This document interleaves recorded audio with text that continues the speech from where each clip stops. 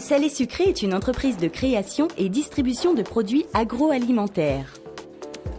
Sur son site de Champigny-sur-Marne a été récemment installée une solution innovante de compensation d'énergie réactive.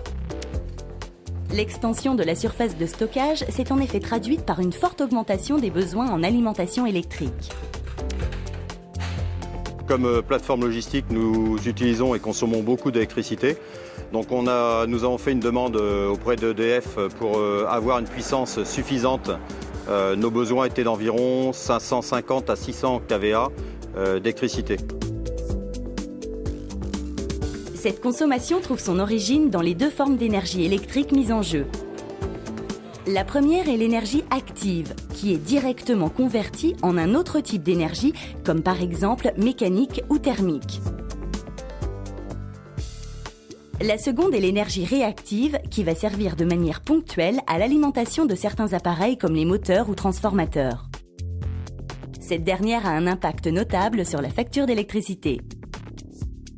Mon groupe de froid, il va consommer 1000 watts d'énergie active, mais il va avoir en plus besoin de 1000 watts d'énergie réactive. Et donc je vais être obligé d'acheter 2000 watts à EDF, alors qu'il va consommer lui réellement en moyenne dans l'année que 1200 watts. Mais le problème, c'est que je suis obligé d'acheter une plage à EDF très large pour couvrir l'ensemble des pointes d'appel d'énergie que je vais pouvoir avoir pendant tout le long de l'année. Pour couvrir ces pics de consommation, l'entreprise a mis en place une solution innovante. Sur ce schéma, le courant actif est en phase avec le réseau. Le courant réactif déphasé de 90 degrés. La composante des deux est le courant apparent, déphasé d'un angle phi. Le cosinus phi représente la proportion de courant actif dans le courant apparent. Plus cette valeur est proche de 1, et moins on a besoin de courant réactif. C'est le principe de compensation. Pour mettre cette théorie en pratique, la solution consiste à produire l'énergie réactive directement sur site. Ainsi, on a installé près du compteur EDF un dispositif de compensation comprenant une batterie de condensateurs. On a le compteur du client, on a le départ client, et en fait, on va venir se brancher le plus en amont possible de l'installation. Donc, on va brancher la machine avec 4 câbles, les 3 phases et une terre, on ne branche pas de neutre.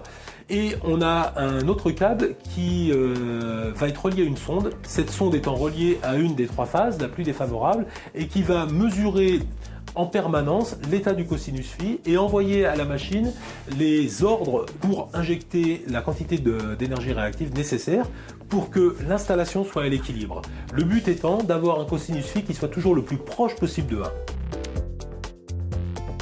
Ce dispositif de compensation d'énergie réactive a permis à cette entreprise de réaliser d'importantes économies avec un rapide retour sur investissement. On s'est déjà aperçu que lors des premiers mois d'utilisation, on avait réussi à diminuer la consommation électrique d'environ 20%. Donc le retour sur investissement, logiquement, devrait être fait sous 3 ans, grand maximum. Parallèlement aux économies réalisées, ce principe de compensation d'énergie réactive améliore le bilan carbone de l'entreprise. Voilà donc une solution qui s'inscrit pleinement dans la stratégie de développement durable initiée par le Grenelle de l'environnement.